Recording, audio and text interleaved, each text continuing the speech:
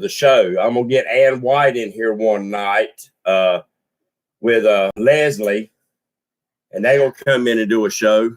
And so I want to start. I'm like you. I want to start bringing more awareness to women anglers, to kids, and all others. Exactly. So, but Paula, you're on the show. Yep, we are live. You're on the show. Okay, well, I'm off the show. I'll talk to y'all before next Wednesday. All right, Paula, we'll give you a holler. Thank you. All right, you're welcome. Bye-bye. Well, hello. That was Paula Kathy Smith. Yep. Heck of a fisherman. She's going to be on next Wednesday night, so make sure that you're on here. We got a few coming in. There's Catawba Backwoods, Muskrat. What's up, Roger? Catfish Headhunter. There's Big Nasty. Appreciate everybody coming in. We got New School, JR with us tonight. Pole Bender's in the house. Thank you for coming in, lady. We're going to get you in here, too. When you get your internet, like you said, you need to get it. There's Kentucky Catfishing. Hagen Grubbs running late. James Dockery. Got a good bunch of people coming in. Well, let's start this out right by saying, God bless America. God bless each and every one of you and your families. We hold these truths to be self-evident, that all men are created equal, that we were endowed by their creator with certain unalienable rights, that among these are life, liberty, and the pursuit of happiness. And right now, our happiness is catching a big old catfish. Amen. Where's the camera at? The Continental? Right here. Okay. Yeah, it's let's see. I'm trying to bring this up so you can daggone help me watch chat because it gets to flying. 812, Richard Ward, Maurice, Reeling and Chilling, Palmetto Cats. I said it right tonight. Whisker Town, Fishing Magician, Hillbilly. We got a lot of great people. There's Lightning Bugs, Tracy. There's Joe Buck. You can pull it up closer if you need to see it. Yep, however you need to do there. I am too. Appreciate that, James. There's KB Anglers, Junior Proctor. My school. Team keeping What's it up, real. Flint Hill? Yeah. Hopefully Hill's doing some goodness. 812, Junior Proctor, Maurice Green, Yes. Reeling and Chilling. I was about to remove somebody. Wow. I do that by accident. You're getting all the regulars in here. Yeah, I got a bunch of good people. The regulars are they're the most loyal ones. Yeah, we appreciate everybody. There's Jeff Manning's coming in the house tonight. Manning made it. What's up, Manning? Well, we're going to start out with one of the first questions I usually try to ask. Who and what really got you into chasing the trophy cats? The trophy cats. Okay. Well, I'm going to go way, way back. I was actually talking to Manning about this today. I met him today to get some bait, and the job site he's on happens to be right beside of this little block building. And it's probably twice the size of your cabin. Right. It's not very big. Right. And my dad, when he was a little boy, he helped this man in his mechanic shop. He rebuild engines, worked on cars. So the guy told him, he said, son, if you ever want a place to fish, you're welcome to come down to my place anytime. It had a pier with a diving board on it. It was down a long dirt road. And Dad would, when we first started taking us there, we would stop and he'd break us off a stick and tie some fishing line on it, a little tiny hook. And we would brim fish, me and my brother. And that's where I started. That's ever since I went there, I've always, even when we were crappie fishing, I'd have 4 or 5 crappie rods out. You remember the lantern with put the aluminum flashing. Yes, sir. The lantern and kind of tilt it up a little bit. And I'd always have crappie rods out, but I would always throw out at least 1, sometimes 2 on Zebco 33s. Yep. And I remember the first big blue that I caught, I was probably 15, 16 years old. I got him up to the pier and I had him on a crappie hook, a gold hook. And it was probably, looking back now, it was probably 30 pounds.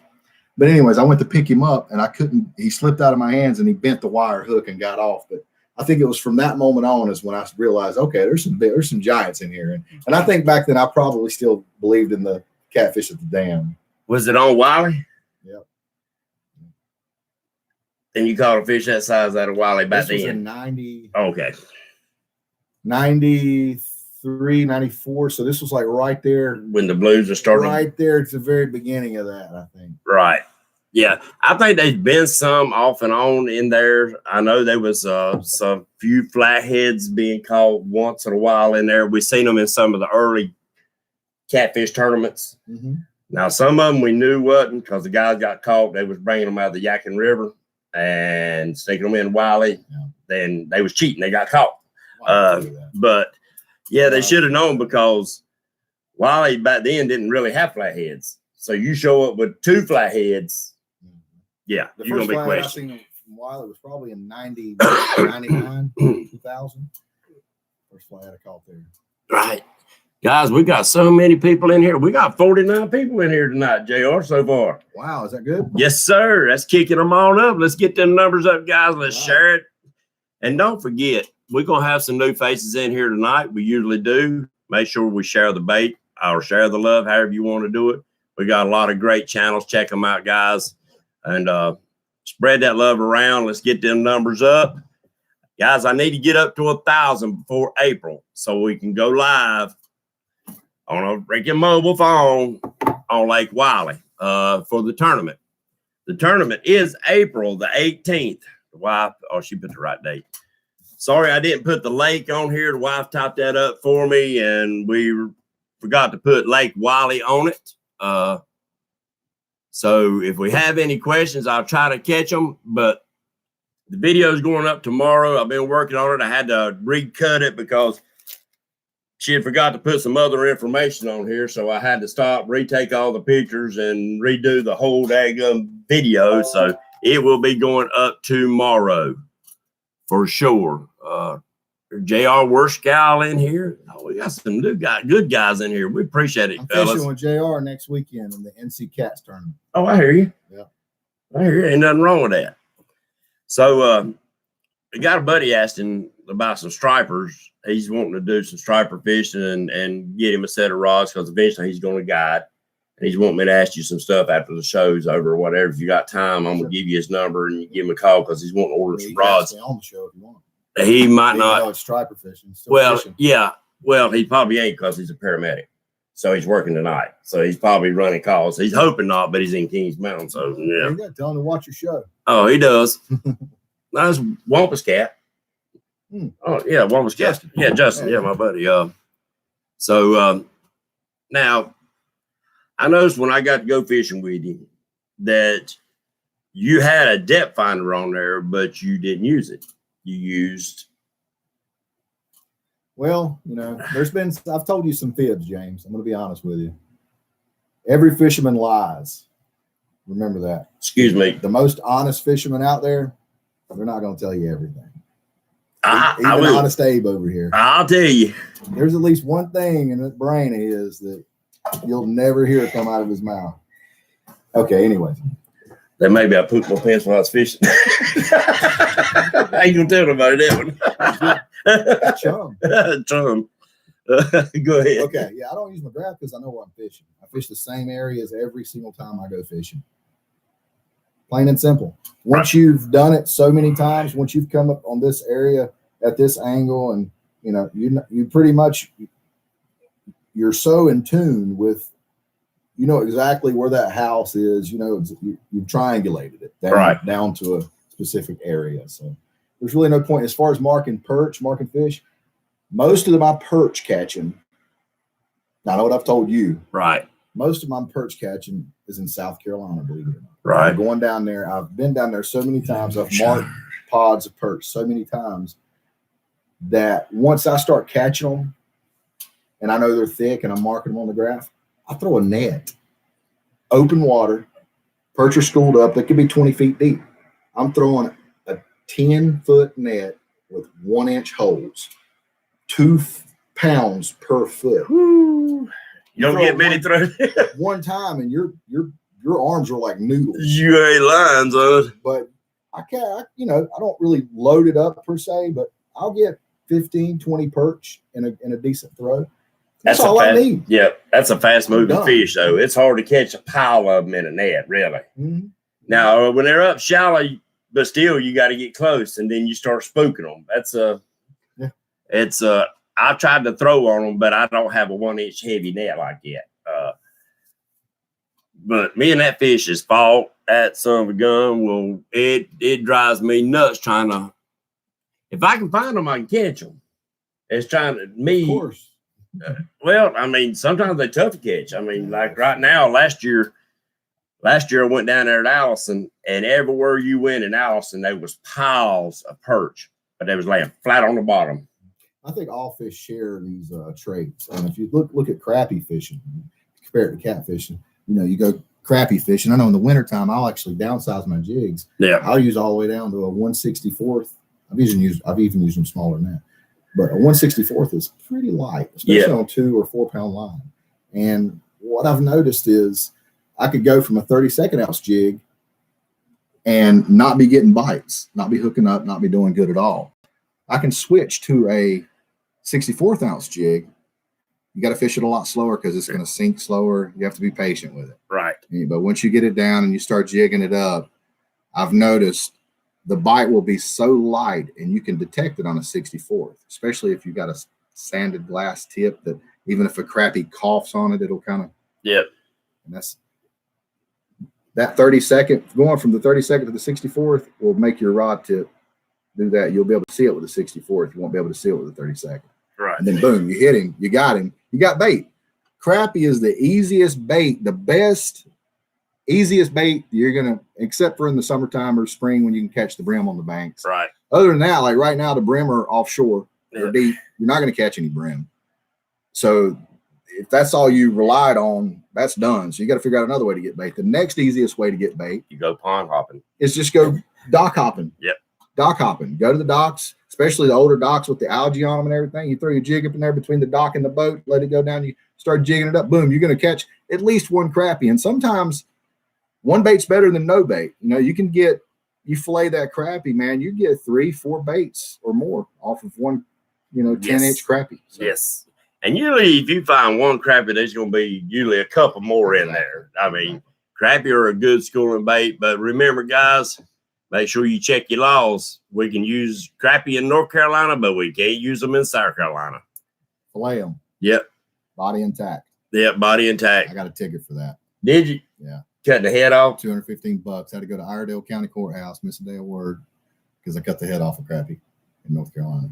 You know what I do with that body? Season, game warden on a center console John boat. Come up on Well, I'm bad about cutting them. I really am. But now that I've got weary of getting that $200 ticket, what I started doing is I got one rod that it's always a headhunter.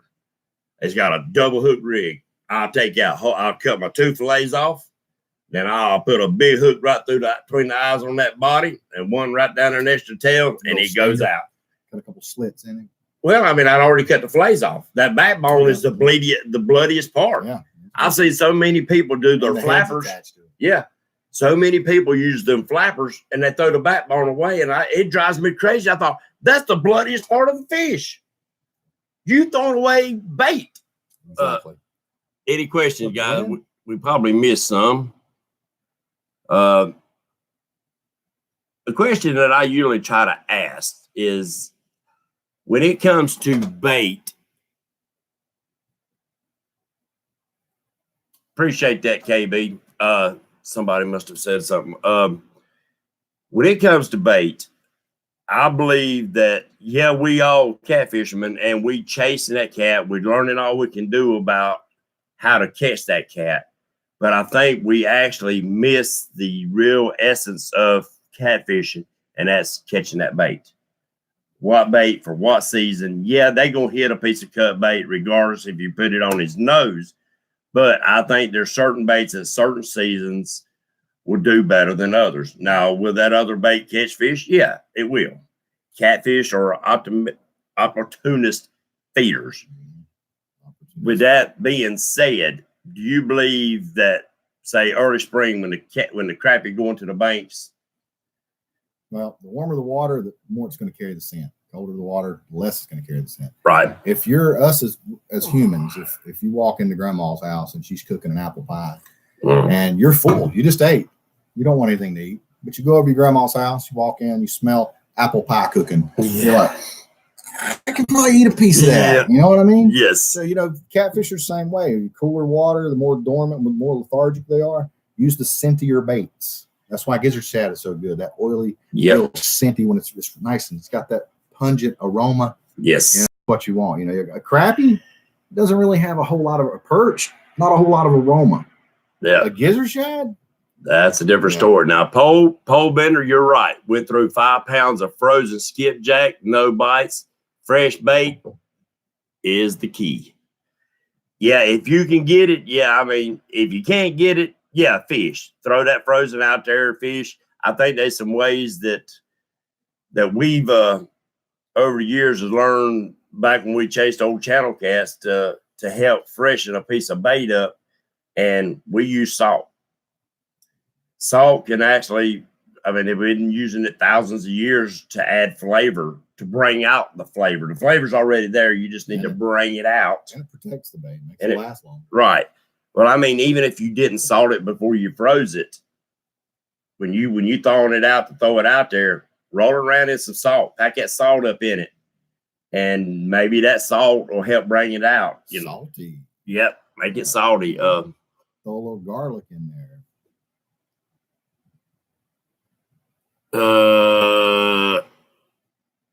Let's see. Put salt and Jello. Let's see. Let's get rid of this one, guys. Boss, some can be done. Took care of him. Thank you, KB. You on the ball tonight, boys.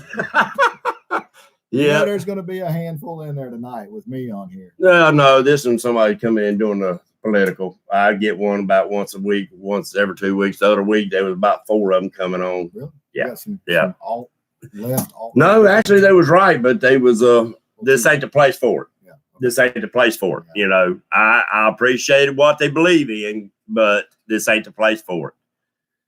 This is patriotism only. Yeah.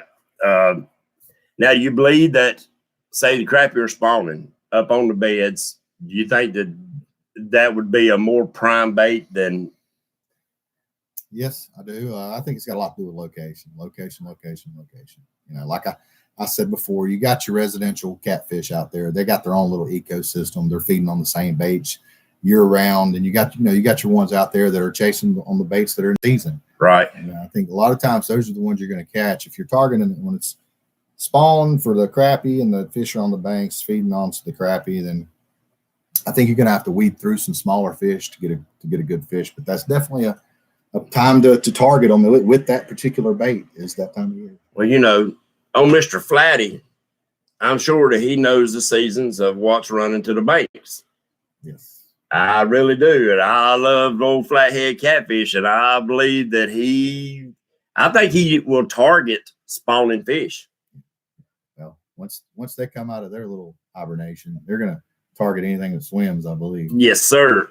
And, that rat's going to sit there and lay up in the mud right up against the bank and could feed all day long, especially when them brims up there. Yep. Now, was it last year that you put them 2 good 60s in the bank on the bank, or was it year before last? Year before last. Year before last. Mm-hmm. Yeah. Caught a couple 60s that year. Well, actually, I caught a 60 one year and then another 60 the next year. Well, you caught a couple back to back, pretty good sized fish, 50 plus. I did, yeah. I caught several 50 plus. I think that was 2017. It might have been 2008. It was 2018 because you called me when you got to 62 that morning. Remember, I was going to the Volkswagen show. Yep. So that was last year. Year before last. Dieter come down and weighed the fish. Yeah. That was that's a big old cool fish. Story behind that fish. Yeah, that was it sure was. In fact, why don't you go ahead and I'll try to read up on some of this thing and see what and you tell us about the fish. Well, it was a starry night. It was when was that? Was that October? I can look at the pictures and see. Yeah. September? Anyways. Yeah. So I anchor up there is one other boat in the parking lot.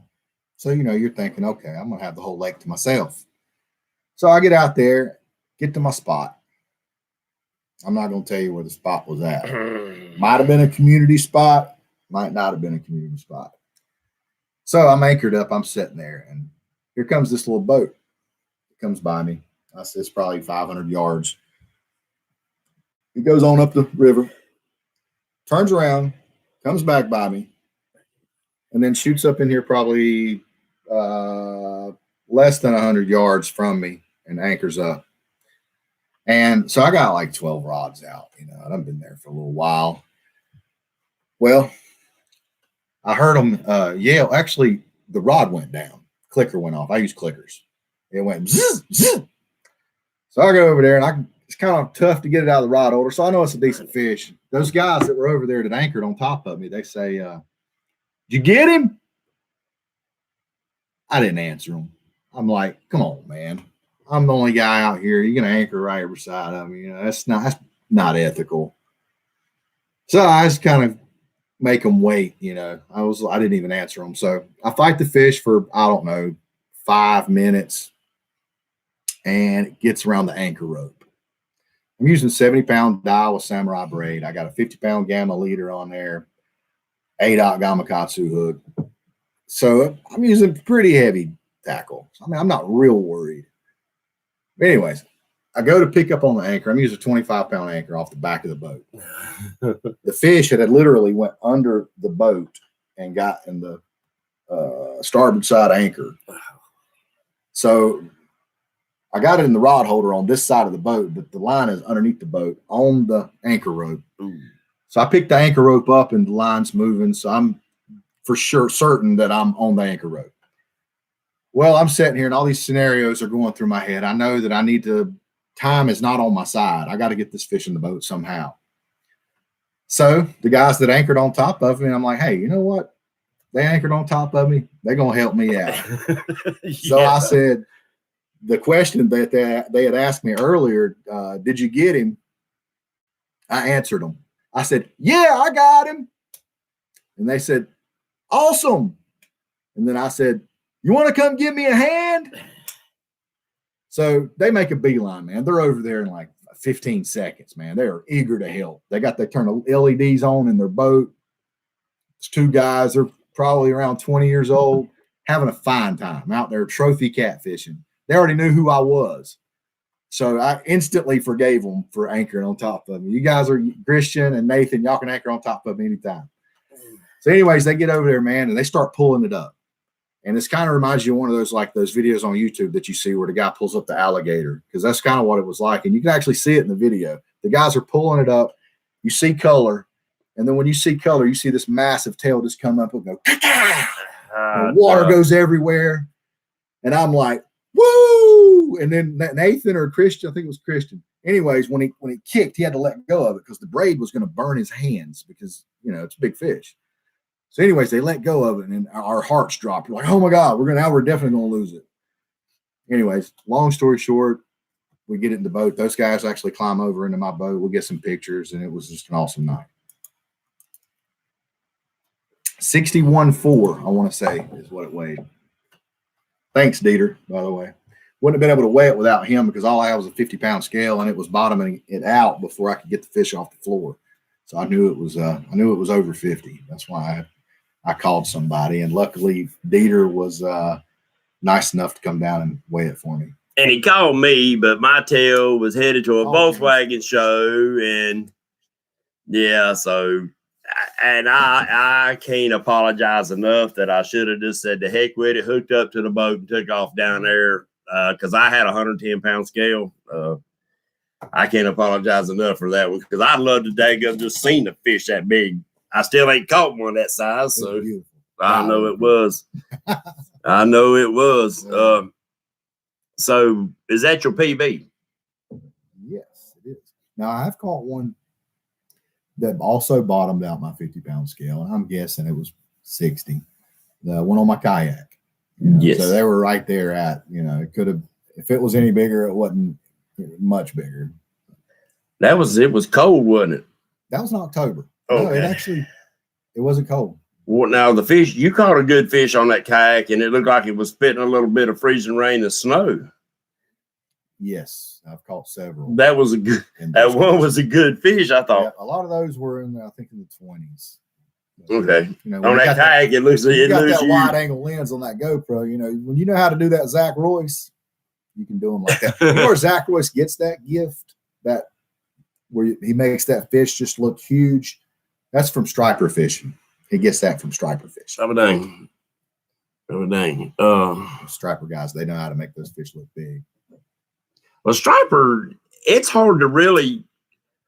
The weight just don't look. It looks for what when you weigh a striper, you look at your scale and you'll weigh it again because you think that fish is bigger than that. Yeah, it's like it's underweight from what you think it should be because of the size. I've noticed with the stripers that they grow in length very fast, and then they start to fill out. They start to bulk up, and so once they get 40 inches or more, you could get a 40-inch fish that doesn't weigh but 30 pounds. You get a 40-inch fish that weighs 60 pounds. So once they get that length to them, they get that, and they get a little bit of a belly. Oh yeah, they look huge. Yeah, they do. They look like that'd be a 70-pound fish and it'd be a 40-pound fish. They're majestic too. I mean, so is a catfish. Right. When you're not used to catching trophy fish, and then you finally get a trophy fish up beside the boat, it's a wow factor. It's majestic. How anybody would want to kill a fish like that is just beyond me. Yeah, especially nowadays, that can make you a replica. Oh my God. They can make you a perfect replica. I got friends, I'm sure you do too. I call them meat fishermen, but they want to. Oh God, catch and release in the grease. You know, it's in the boat. It's going home. John, we got 75 people in here tonight watching us. That's all right. Is that good? That's tied with Chris Flores show. Chris Flores. We had him on there. Yeah, we had 73 or 75 people Chris that night. That was a good show too, man. I appreciate everybody coming in. And guys, if I miss calling out your name, I apologize. It's hard to keep up with chat. Y'all keep me busy on chat. And yeah, I seen some guys in here doing the no-no, and I appreciate y'all taking care of it. Still got your card, Chris. Muddy River, baby. Is he in here tonight? I don't know. He might be. He comes in once in a while. He'll show up. You need to go down there and float fish with that old rascal. Oh, man, I'd love to. On some of that thin water, that'd be fun. That'd be fun. Now, I know you like doing some striper fishing up in some thin water, don't you? I love it. I love it. Now, do you catfish in thin water? Not very often.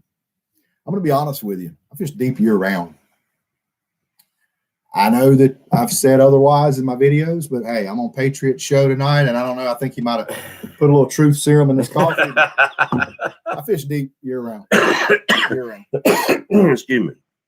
I'm not after the nomad. I'm after those fat, lazy fish that they got their own little ecosystem. They got a little mini fridge over here. They got a beer cooler over here. You know, they got their girlfriend over here. Yep. You know, they got it's like a little hood in there. They ain't got no reason to leave.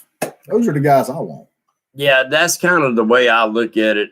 I look at it that, yeah, guys, I've just been trophy fishing, 3 years now? Something like that. So really, guys, I'm still a rookie. Most of y'all have been fishing longer than I have as far as chasing the trophy cats. But now I'm 50, soon to be 56. And I fished all my life. But we didn't chase trophies back then. We chased table fare. Right. And I think most of us did. Well, we did. And so with that being said, we used worms. And only in my latter years, right before I started gold mining and quit fishing for a while, was using the cut brim, using big brim heads. And most of the time then, I was actually using just plain Carolina rigs or no weight. I done a lot of free line. Would you put a brim head above a perch head? In a heartbeat. Would you? Oh, yeah. In a heartbeat. See, I like the perch better. I mean, I like perch. I do. I don't think perch bleed, and I don't think perch have that pungent smell that a brim does. Yeah, but they're in that striper family. They got that. They got the sashimi grade meat. Let's see. Yeah, we all. But guys, don't ever forget to love what you're doing. If you go out there chasing bait like we're talking about, and you throw that little bitty red and white bobber out there with a little hook and a little piece of worm out there, if you don't get excited when that little bobber takes off and goes underneath the water, I had a friend. put your rods up in the building and take a break. I had a friend say that if brim got to be 5 pounds, you wouldn't fish for anything else. I wouldn't be surprised. That's probably true. They're like little tuna, man. I tell you, I used to do a lot. I still do a lot of bank fishing, even with a boat. And one day, me and a buddy of mine was coming back down 85. We'd been over the Concord area. And I said, man, let's stop right here offside 85 and go down underneath there and fish. Mm-hmm. Went down there, and there was a couple guys and a little boy about this tall, little bitty rascal. I'd caught a shell cracker. All I had was $20 in my pocket. I tried to buy that fish. That fish become a brim turd because that fish was so big, his daddy had to bend it to get it into a 5-gallon bucket. He had to bend that fish. You know what's funny is and it become a turd. I've never caught one. Never caught one that big. I've seen a couple that big. I was leaving the boat ramp one morning, and I had limited out on crappie, and I didn't feel like cleaning them. So there was an old guy on a 5-gallon bucket, like all our grandpas do. Yep. And he's over there fishing off the bank, and I holler at him. I'm like, "Hey, man, you want these crappie?" Oh God, he was so excited. He was like, "Thank you, thank you, thank you." You know, it feels good when you make somebody's day like that. So I gave him these crappie, and he had a 5-gallon bucket, and he showed me this shell cracker. I don't know what kind of brim it was. Brim's a brim. Yeah, brim. So he's got it. It's in the bottom of this 5-gallon bucket, and like James said, it's coming up on both sides. I mean, this brim. And I'm like, oh my God, that's a huge deal, man. Where did you catch that at? And he's like, like he does it all the time. He's like, that's pretty good size, you know. Okay, dude, that would have been a YouTube video for me. Yeah. And I mean, really? No, I'd been calling DNR. I'd say, look, y'all need to come weigh this fish. Yeah. Might have been some kind of hybrid or something. I don't know. That'd been my luck is what it'd be. Brim are like tomatoes. Like you can order like hybrid brim that get huge and stuff. It's weird. But now, not far from User Pond, you can't get into. You remember old Dr. Boyce? No. Okay. Yeah, I don't know anybody, James. Anyway, this pond is shallow. Yeah. And it grows bluegill, real bluegill, that when you cook them and you lay one on your plate, you do not have room for hush puppies. Yeah. I'm talking about bluegill. Wow. We'd cut them like flounder, cut slices in them and fry the whole thing so you can lay that big chunk of meat out there. Pour a little lemon juice on it. Bass, big freaking bass. And this lake, the deepest part ain't 7 foot. And the daggest thing I ever seen in my life. You don't eat bass, then you know they're the same thing. They're both in the sunfish family. They taste pretty similar. A brim's good, so is a bass. Yeah. But bass like eating your dog, especially to them bass fishermen. You know, it's like eating their family dog. Well, they don't need to watch my videos because they'll see a big largemouth on that hook in a heartbeat. Right. Not a big one. Right. Now, if it's a trophy, I won't do it because I bass fish. You know, some guys that will though. Yeah. Lamb pound is a slob or a channel cat. Yeah. Nah, I don't think he'd cut a big one. He had like a 2-pounder in one video. Oh, no, I'll cut a 2-pounder. 2-pounder's bait. 2-pound, pretty decent bass, bro. Well, I got 2 11s in my I don't know about y'all, but you know, good 2-pound bass, pretty good sized bass. But see, them big brim like that, I think it's a waste to try to use something like that as bait. That makes a good meal. Now, we used to set up a fryer right there on the side of the daggum bank. One catching, one cleaning, and frying. Meat fisherman. Yep. Oh, I still eat. I think we all started out as meat fishermen. There's Pill and Drag in there. Oh, Pillington got him 270s the other month. No. Yeah, 270s. Peel and Drag. Yeah, Peel and Drag. I know that's all. We probably heard him all the way down here in North Carolina. Got me a hog. Congratulations on the 270s. Wow. Yeah. Well, let's see, Guys, let's talk a little bit about the tournament, if you don't mind. April the 18th. I hope everybody can make it down on the 17th so we can have a captain's meeting this time and take pictures. I hope everybody that was in the first tournament can make it down because I'd really like to get a picture of the first crew. You know, I didn't get them all. Captain's meetings are awesome. I mean, sometimes they're funner than the tournament. And so I'm working on a spot. We was talking about maybe doing a fish fry, and Wombus Cat said he'd bring his deep fryers. He's got some big commercial deep fryers, but then he lives up in Kaiser. And then after the captain's meeting, he'd have to go all the way back home, put them fryers up, hook up to his boat, and be ready for the tournament the next day. Plus, he's going to be helping me out. So I really don't want to put that much on him, even though he'd do it and never fuss and never say a word. So I'm working on trying to find another spot. Let him do it. You know, and I mean, and it all, I need local guys to help pitch in, bringing fish in. You know, so, but anyway, y'all seen the rules and regulations that I put up, and this is not a paid tournament. These ain't nothing but trophies that's going out. All the money y'all guys know that goes to the Military Honor Guard. And for those of you that wasn't in on the first tournament, we raised money for the Military Honor Guard in Gaston County. Good bunch of guys that got to know these guys, and really nobody ever makes any big donations to help them out. They're there for to give the last rites to our veterans that pass away. And I think it was only right to honor them. This year, instead of $20, we're raising $25 to help cover the $5 is going to help cover some of the other fees that I absorbed last year. And I mean, I really hate to say it, and the wife said, don't say it, but I don't hide nothing from none of y'all. This will help recoup some of the monies. I don't expect to recoup all of it. That's I chose to do the tournaments, and I want it to keep going, and I want y'all to stay part of it. It's like there was a 70 caught on the Catawba. Flint Hill, my friend Dean Lawson, fished with me a week ago on the Catawba, and he caught a 70-pound blue at one of the spots down there. Biggest blue I've ever seen out of the river below the dam. Oh, I hear you. Ooh. Yeah, you might want to. That'd be fun. Keep that information on the down low, bro. Yeah, no doubt. We won't be able to beat Big Nasty off that water. He loves fishing below the dam. He'll be down there with a damn 12-foot catfish wave pole. Big Nasty loves fishing below the dam on the man. Can you imagine? Bait, baby. Be my luck about time I hooked that rascal that opened the daggum gates and let all that water and be fighting that rascal in all that heavy current. Oh, yeah. You'd put it on. Yeah, you'd have your hands full, though. Oh, yeah. Yeah, you'd have your hands full. Junior wanted to know, do you fish any of the South Carolina lakes any?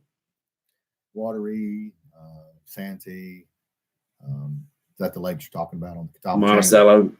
Oh, Monticello. Yeah, that's not on the Catawba chain. No, but I've never fished Monticello. I've always wanted to. I could tell you all about it because I've got a lot of friends that's fished it, and they love to talk about it a lot for some reason. They love to talk about how the water drops so much. And, I heard there's a love-hate relationship with that lake. Wind and the way it's a fishbowl.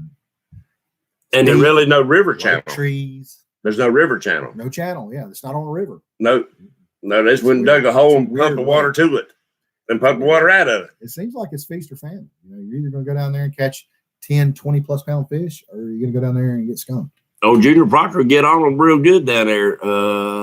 Video on his channel of the 70. Flint Hill, I must have missed it. Yeah, the guy's name was Lawson. Something Lawson. I had to check that out, Flint Hill. I can't believe I missed it. I thought I'd done watched all your videos. Headhunters. If you do a Saturday evening, 8:30 Eastern time, I'm waiting to build my boy. I don't understand. Somebody else must have asked him a question. Oh, yeah. Yeah. Sorry about that. How you weigh your fish on your kayak? Crazy cat fishing. I stand up. I I stand up. I can stand up in my kayak. I grab one of the pedals. My seat kind of sits high anyway. So I just grab one of the pedals and just hoist myself right up. Yeah, he does a lot of fishing. Crazy catfisher. He's got a green one. Crazy. Yeah. Yeah, he's doing pretty good. His channel's doing good. Mhm. Yeah, congratulations, guys. I like his channel. Yeah, gonna get him on here one night too. Want to bring each and every one of you on here often. You know, guys, I don't care if you got 1 subscriber, if you got 1,000,000. We want to bring you all in here and hear your stories. I mean, we can't quit learning. No. Yeah, anybody that says they can lying to you. Right. I mean, everybody's got their own little twist. You're never gonna meet a fisherman, no matter what skill level he is. You're never gonna meet one that you're not gonna learn something from. Right. Right. And I mean, even if it don't pertain to your water, you never know when you might be able to tweak it just a little bit and it'll work out perfect for you.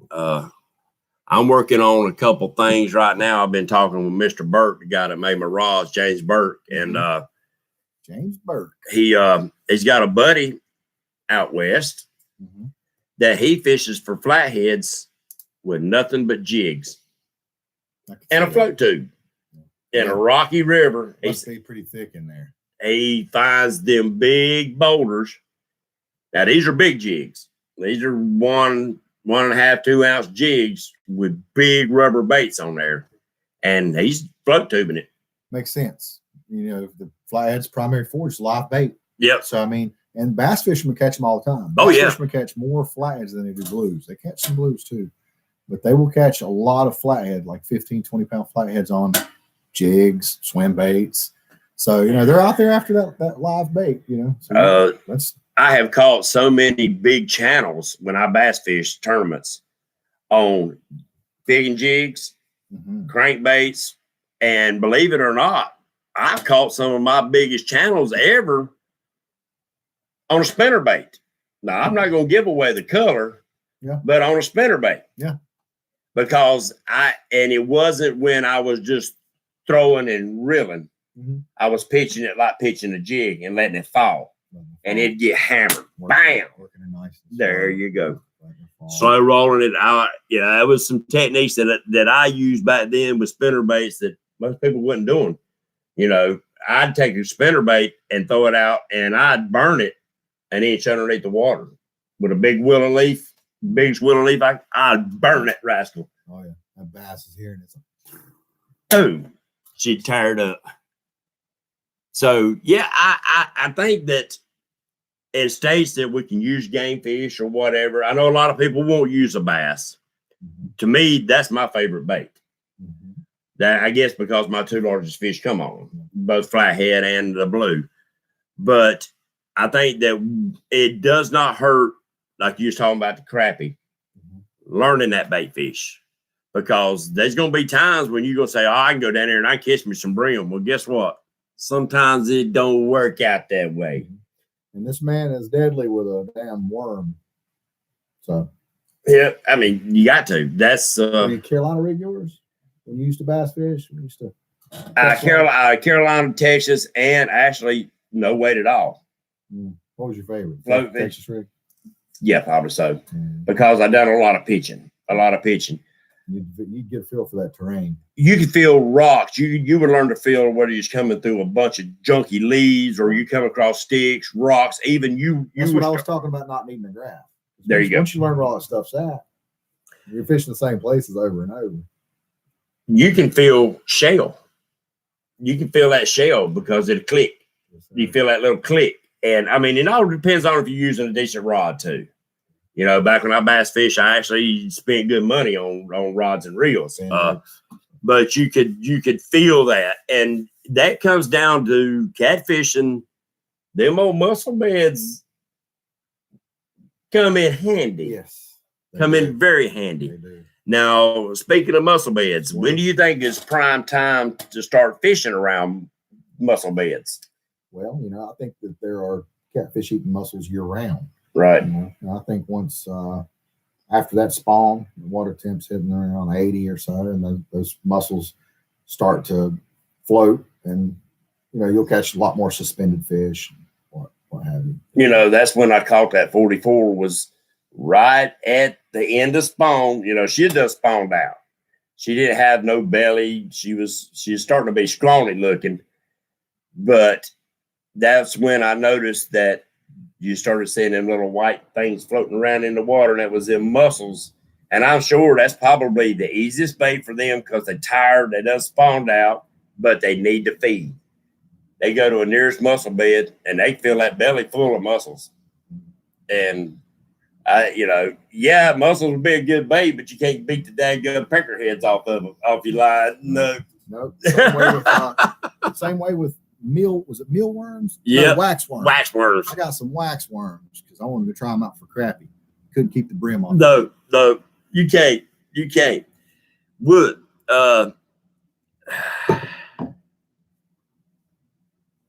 As far as baits, what would you say your favorite bait is?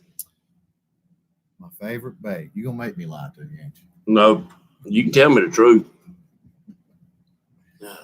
Well, if I had to choose one bait, I hate to go along with Peter on this. I really do. I mean, really, that's a tricky question. But if you had to go with one bait, I'm trying not to say gizzard shad. I'm trying really that would hard be not the one to I'd say. even though that's could be kind of hard to get sometimes. If I had one, that'd have to be. I got to go with perch. I got to go with perch because anytime somebody asks you that question, for some reason, all I think about is predominantly flat blues. Right. When somebody asks me that question, for some reason, I'm not really thinking about flatheads. But you got to think about flatheads too. You got to consider that in answering that question. Perch, they swim good. You can put them on a short leader. They'll stay alive pretty good. And I don't know. I feel like they got a lot more action. They're in the striper family. I just feel like they're going to draw in some flatheads.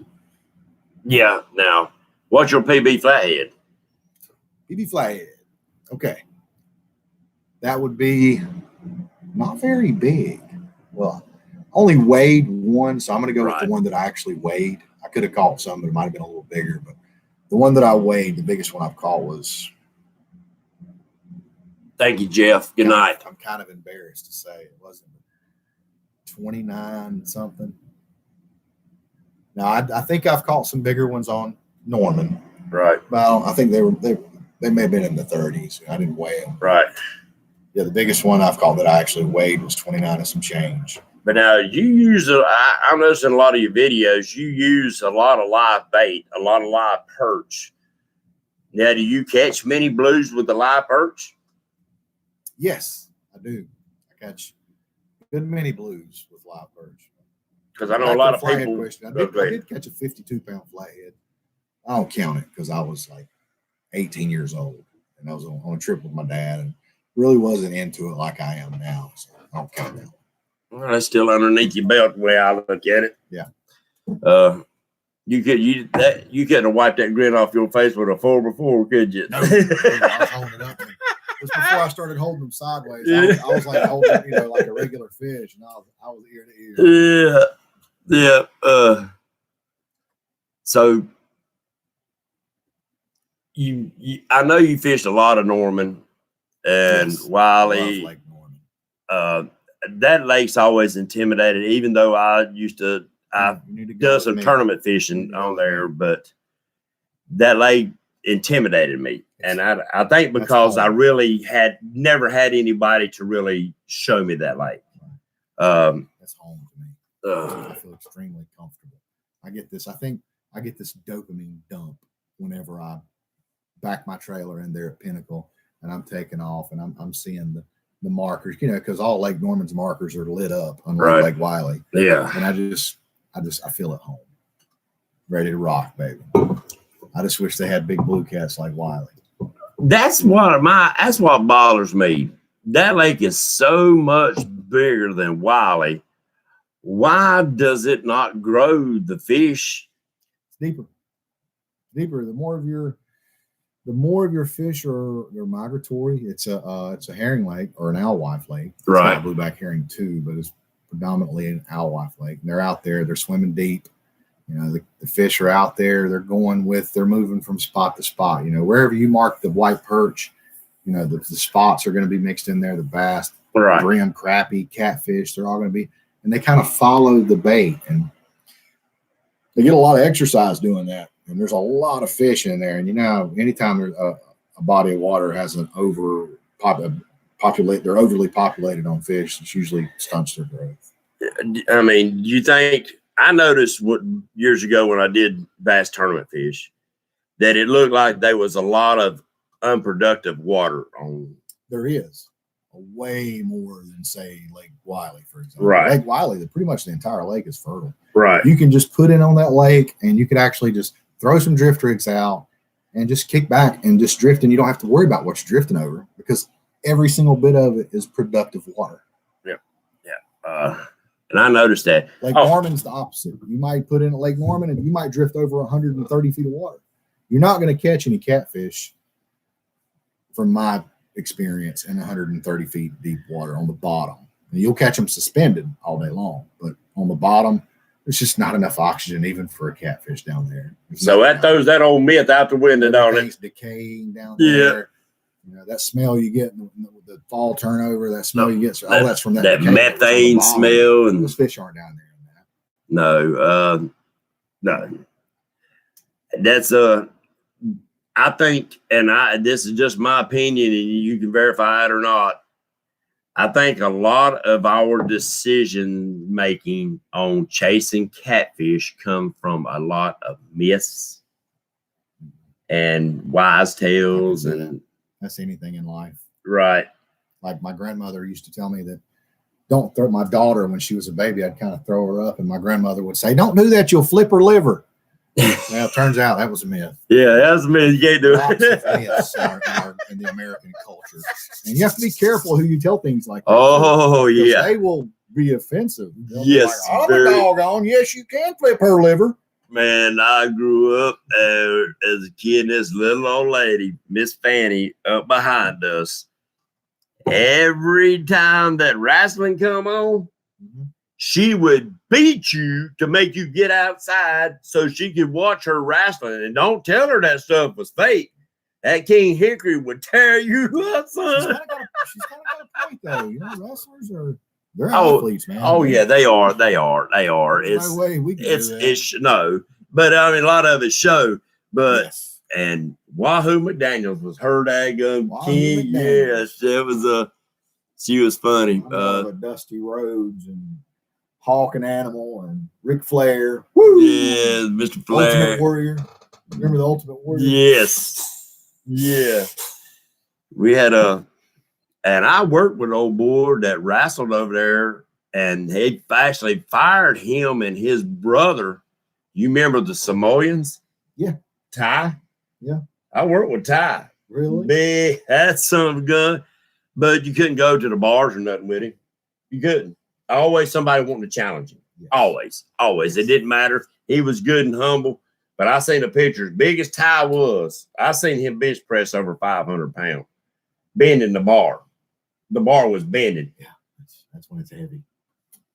There's a picture of him and his brother. Ty was standing behind him, and all the way you could see him was his tennis shoes.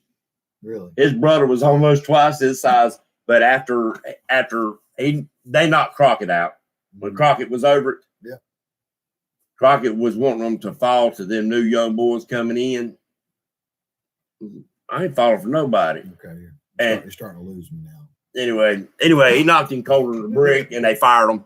He went back to where he was. All right, guys, fishing. If you say you love your deep water fishing,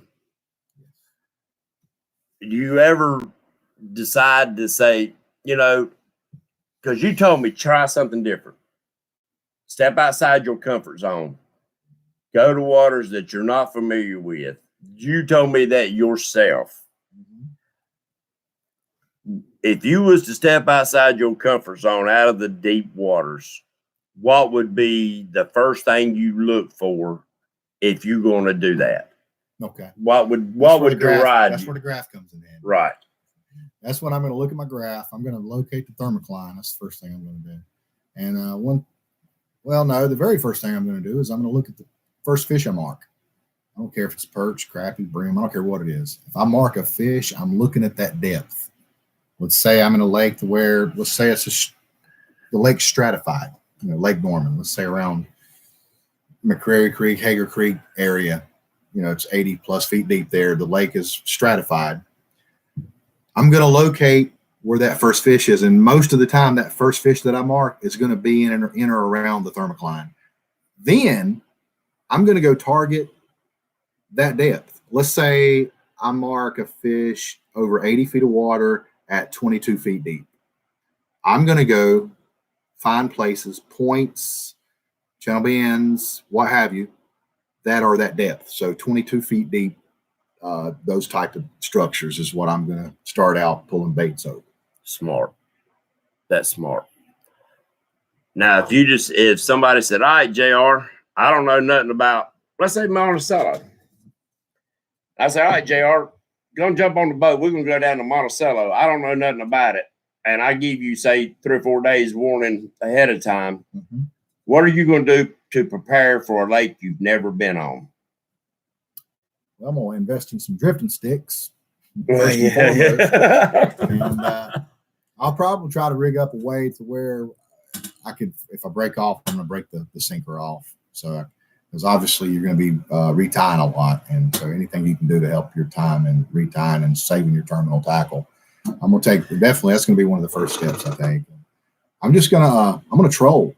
I'm going to troll. Anytime I'm trying a new lake, I like to start out trolling. I might pick a fish up here, I might pick a couple fish up there, and then I may go anchor on a spot. But I like to troll to try to locate those fish. Now, I know another thing that you really like to use, and that is, I don't know why I want to say MapQuest, but it ain't MapQuest. It's daggum Navionics. Right. Do you study your Navionics before going to, say, no waters? Was that something that would help you make a decision? Oh, God, yeah. I love Navionics. I'll lay in my bed and look at it. I think that an Navionics is kind of blown up. I think about everybody knows about it now. There may be some newer fishermen out there that hadn't figured it out yet. But, yeah, Navionics has been out for years, and it is I dare say that's definitely a game changer. You're sitting in your bed at night looking at, basically you're looking at your Lowrance fish finder, your graph, and you just the contours. You just get a game plan. That's the most important thing in fishing, is just to have a game plan. You don't have to know where the honey holes are. No. You look at the contours. You find okay, that's a nice little point. Maybe the current's coming this way. There might be a little current break right there. There's a road bed there. Have some reason. As long as you have some type of logical reasoning in why you're fishing that area, and you have about 2 or 3 of those areas so you can run and gun. So you're going to go fish 6 hours. Spend 2 hours on this spot. Set an alarm. That's a huge tip there. Get a timer. I use my phone and set the alarm for 30 minutes, 2 hours, however long you want to stay there. I like to split my time up. If I know I'm going to be fishing, let's say I'm going to be fishing 12 hours. I might only fish 2 spots in 12 hours, but I'll fish this spot for 6 hours, and then I'll move to the next spot and fish it for 6 hours.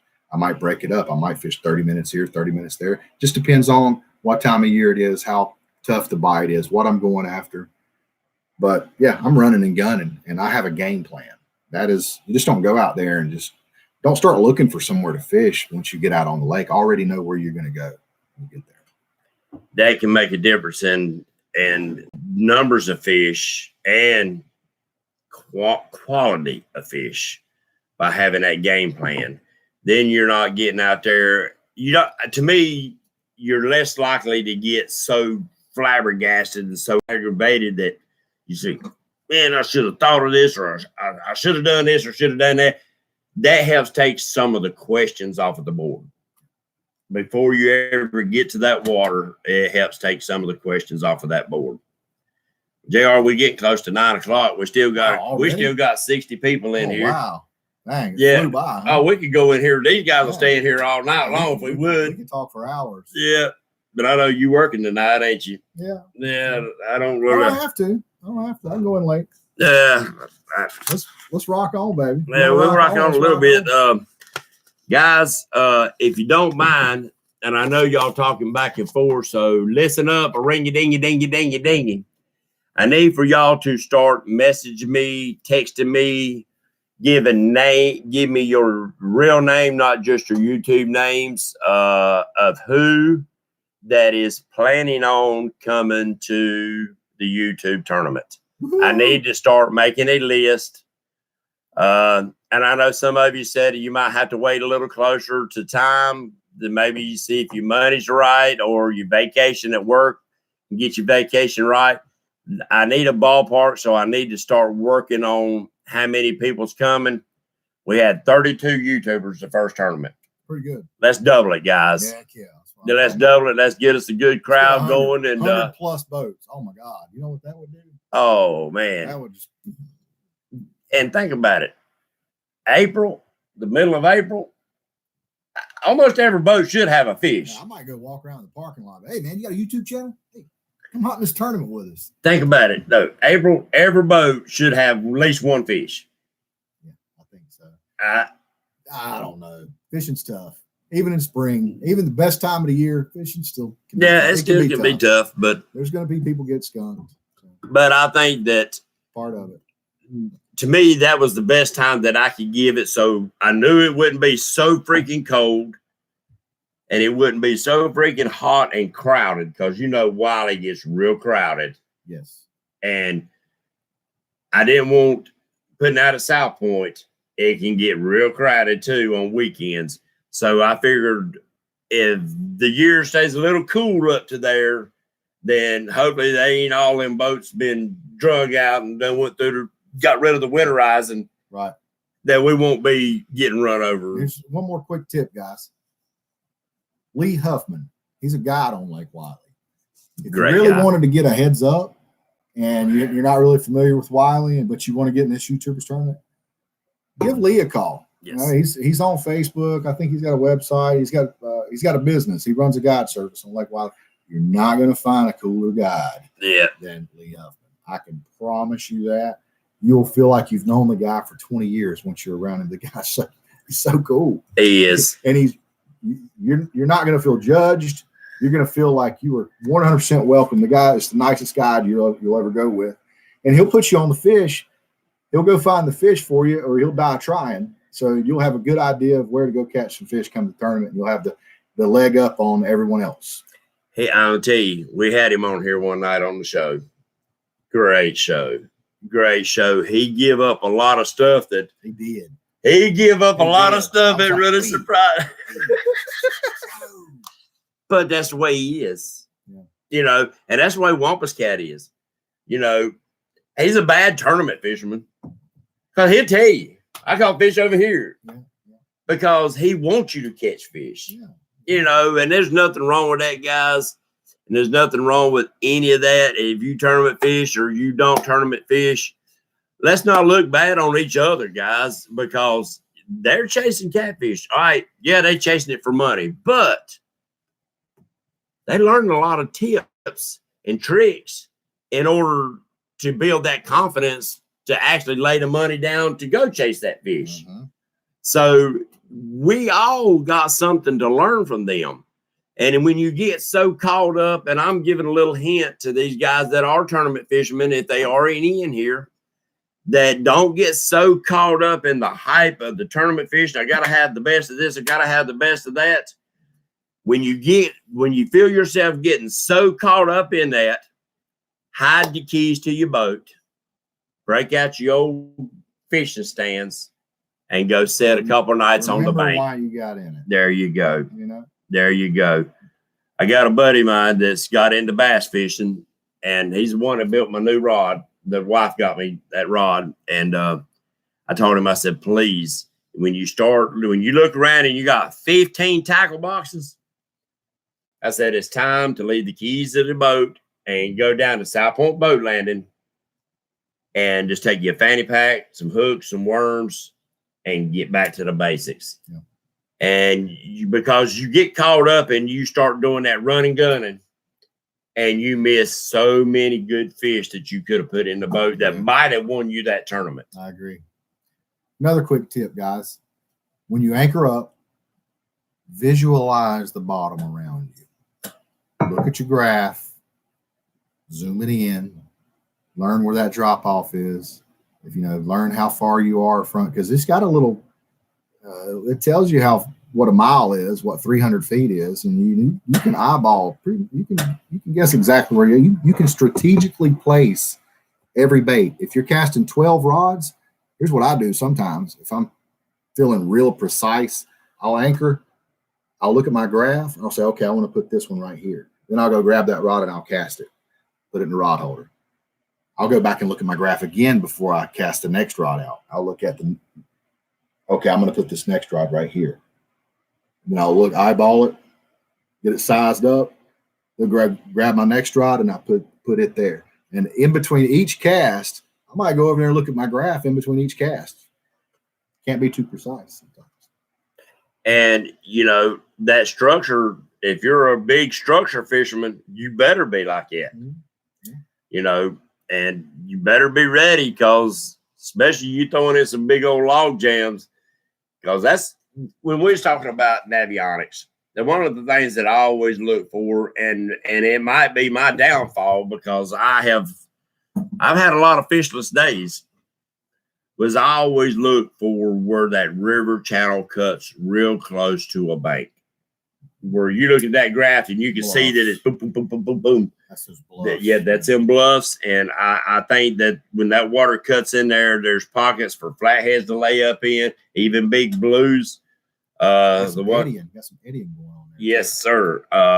And anywhere that you can see, like outside of a bend where you start to see a lot of laydowns that starts piling up in that area, that's places we look for as gold miners also, for gold to lay down. I'm thinking in the same area. Is collected there, then there's been a current break there. There you go. Fish like current breaks. Yes.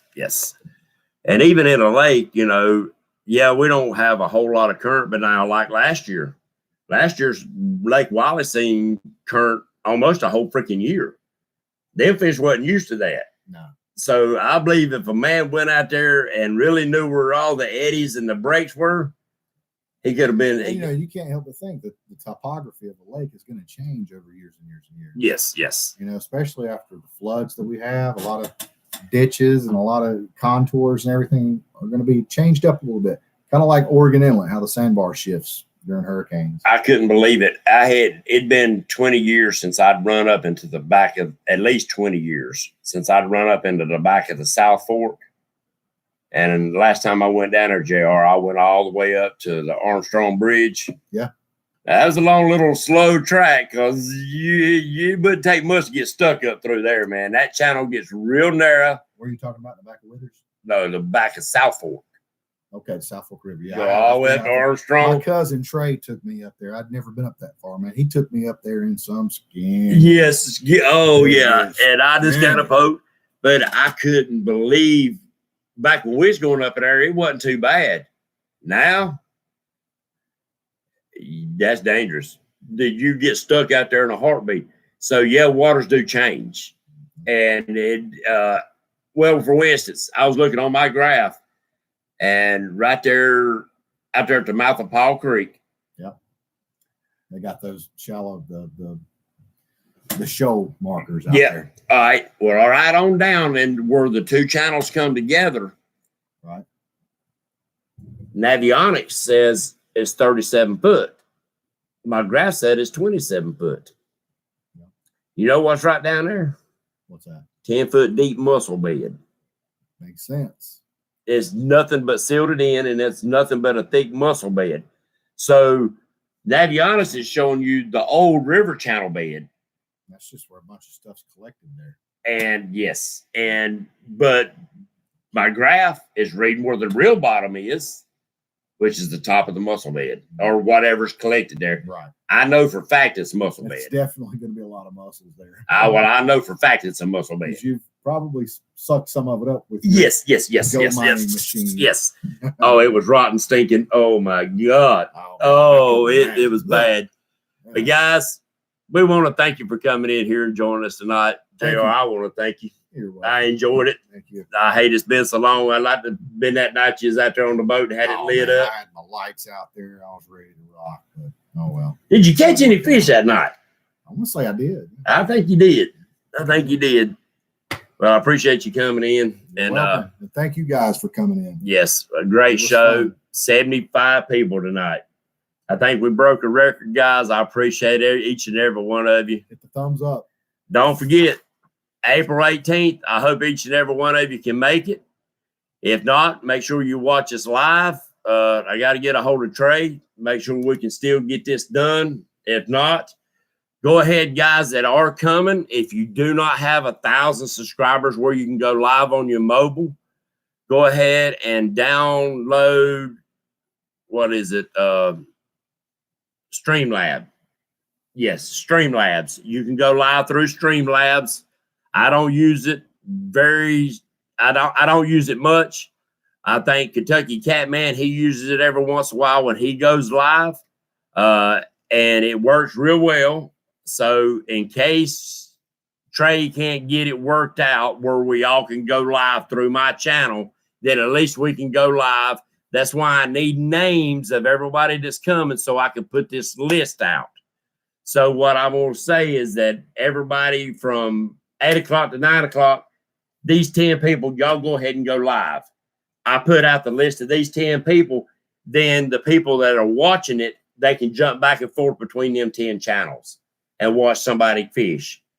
Because, you know, we had 32 people last year, so we had a little time window, even though the notifications didn't go out and it got it all messed up. This way, if we have 60 people, well, you know, that wouldn't give people but 5 minutes to fish. You know what would be cool? What's Is that? if everybody could just go live for the entire tournament. That'd be fine. Everybody. That way, you know, you can just kind of jump from channel to channel. Yes, you're You know, right. Watch this guy a little while. Right. Well, what Trey is working on, he's trying to make it where everybody can go ahead and go live. And what he's trying to do, he's going to try to go in and grab everybody's live feed and then run it straight through my channel. So if you don't want to jump back and forth, you can go to my channel and watch the whole thing. And he sat on the computer and jump back and forth between channels. So he'll give everybody a little bit of that time. I'm watching a big sporting event. Mm-hmm. So he's Hey. working on it. Everybody bring Yes. battery chargers. Yes. Bring you an extra battery charger. You can get these things at Walmart. You can get them on Amazon. You just plug them into your phone with the micro USB, and they'll charge your phone pretty fast. So you won't have to worry about your phone going dead out there trying to do all this live on YouTube stuff. And I want to give you one little more hint tonight as far as for safety. It's wintertime, guys. It's cold. I buy the packs of thermal wraps, the ones that goes on your back. You open them up, You know how expose I them to tell how air. cold the water is when I'm out there? You go swimming. No. No, I pee. Yeah. A lot of times if I forget my graph, that's how I mark my bottoms. Yeah. Sure. But the thermal wraps, what I was trying to say is Wampus Cat got him some the other day, yesterday when he went out, and they threw them up on the dash to get them to start heating up. Well, guess what? He lost the boat and didn't take them off the dash, so he didn't get to use them. Oh, Guys, your body, the majority of your blood flows through your kidneys. layers. If That's you right. would take them thermal wraps will stay hot 8 to 10 hours. If you'll get the ones for your back, they, just wrap around Velcro. Mhm. Take one and put it on this kidney and one on this kidney. I promise you guys, you will stay warm. I promise you. Your hands might get a little cold, but your body as a whole, Bring insulated gloves. yes, your body as a whole will stay so much warmer. You won't get Wait a that minute, chill. What are we talking about? This tournament's going to be in April. No, I'm just talking about right now for winter safety Right now for fishing. winter safety, yes. Yes, Okay. yes. I ain't talking about the tournament. Okay. I'm talking about for winter safety fishing. A lot of us are still out there fishing. You went today, didn't you? Yes. On that kayak. Well, to be honest with you, I stopped and bank fished for a little bit. There you go. I didn't have time. I had to go. Wife Right. got off work early, and I needed to get a nap. Got to work tonight. So Right. But, I do still got some of Jeff's bait that I'm going to use tomorrow. Oh, I hear you. Well, good luck with that. Yep. That being said, God bless America, guys. God bless each and every one of you and your God families. bless you. And we'll see you next Wednesday night with Miss Paula Smith's going to be on here. Paula, You know, check her out. She put some hogs in the boat, buddy. She does put some She's hogs. awesome. She got a thick drawl too. Yeah, she does. You're gonna love it. Yeah, she will. We'll see y'all next Wednesday night. God bless. Boom.